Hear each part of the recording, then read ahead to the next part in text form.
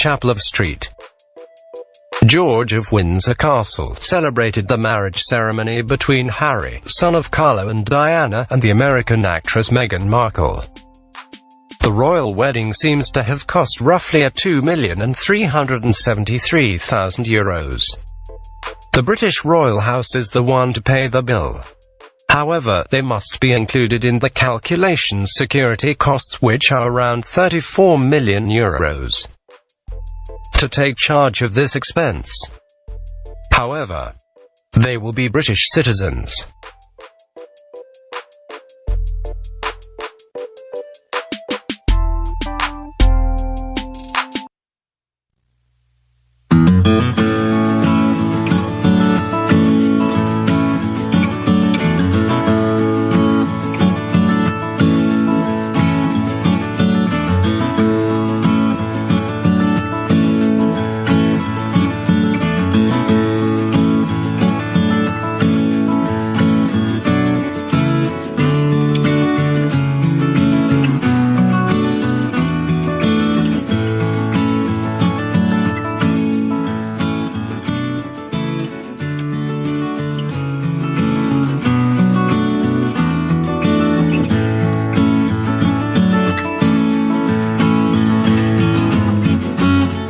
Perhaps we will never be able to afford such expenses in our marriages.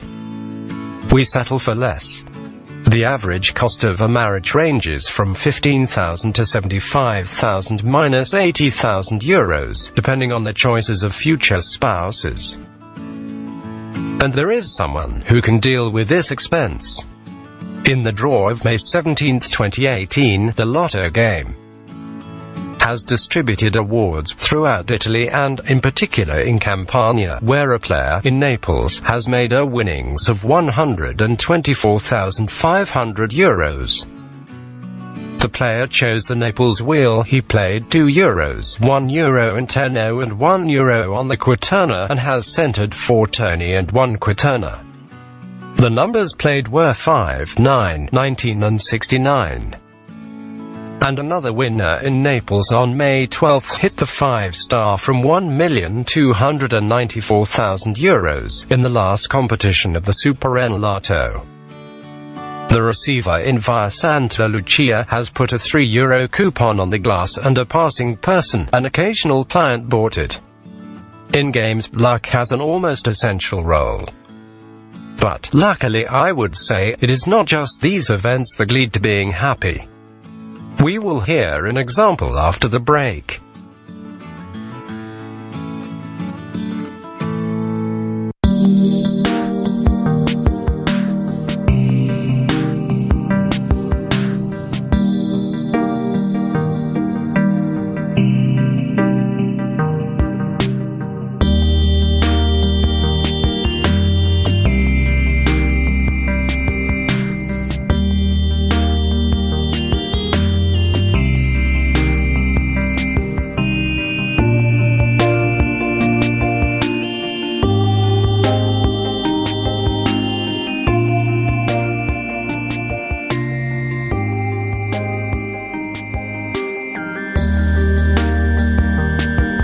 A happy event happens today, the 27th Festival of Peoples, on the theme of hospitality.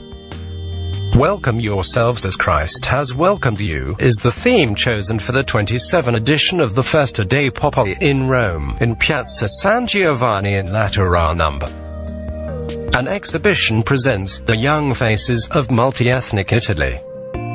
There is the theatrical representation Medea, the Island of Tears, and the concert of the youth orchestra Quattro Canti, and the choral Rainbow of the Peoples, composed of children of different cultural origins.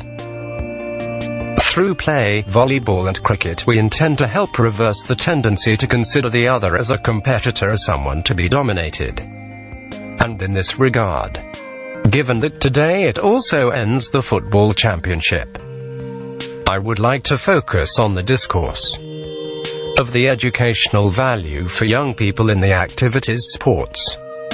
That is opposed to the fashion of sports defined as extreme, characterized by a strong individualism.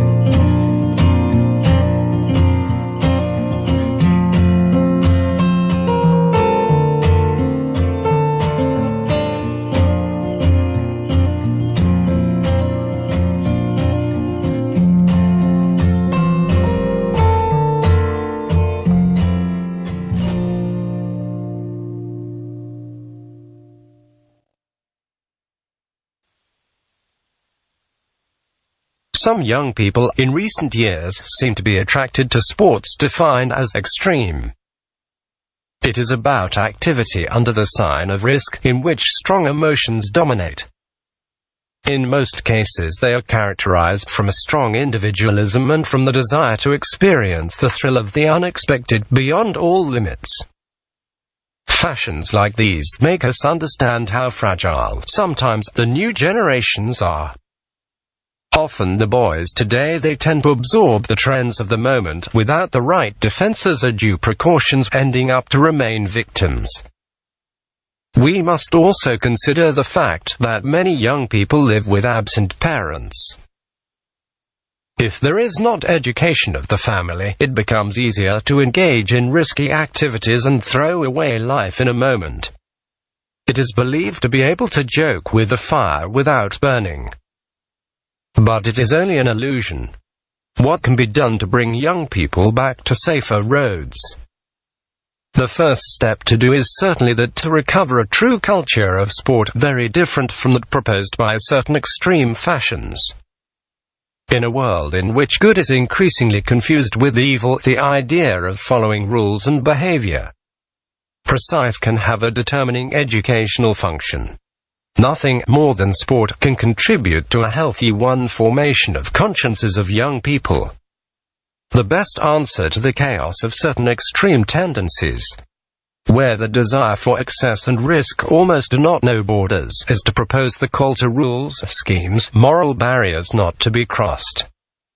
Another fundamental element from the educational point of view is the culture of commitment.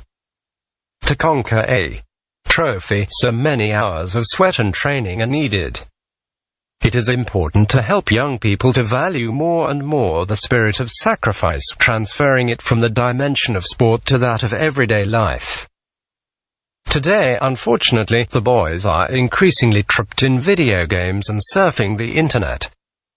They spend whole days immersed in virtual reality, which impede a true relationship with the world.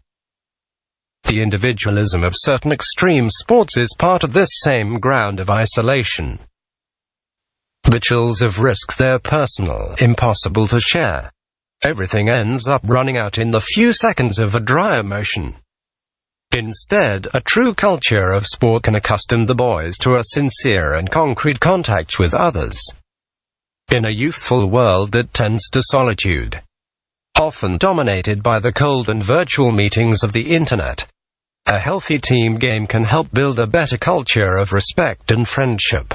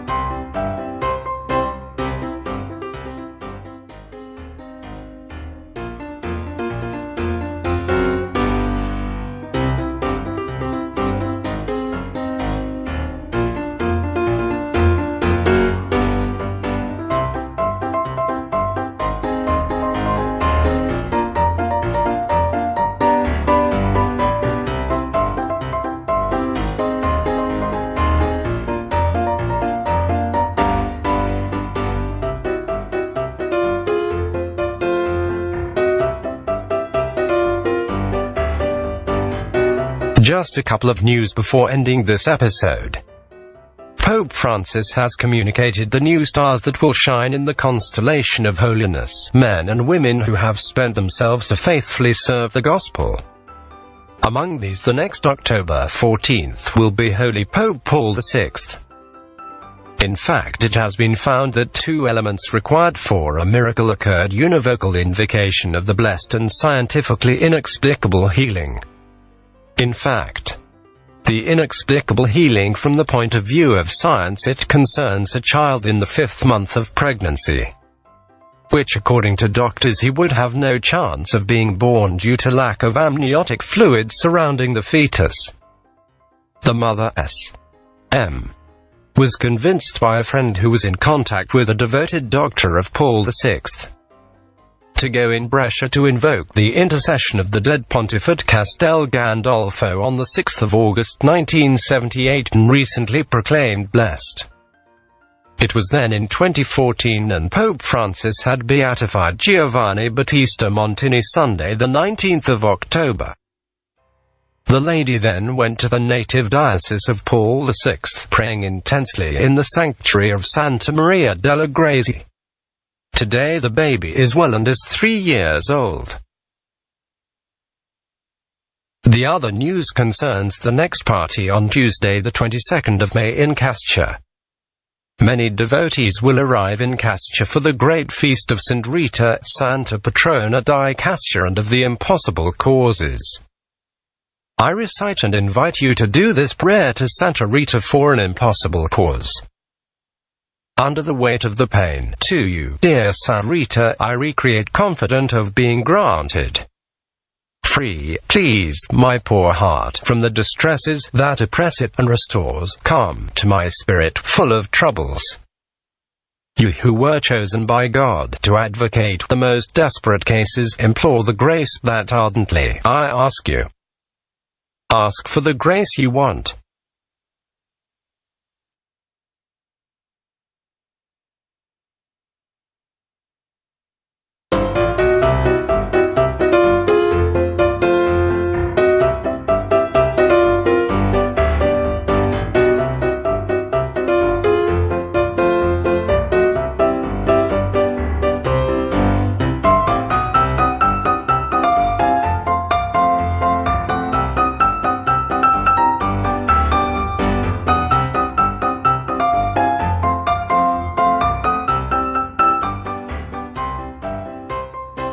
Radio Kasamia web friend.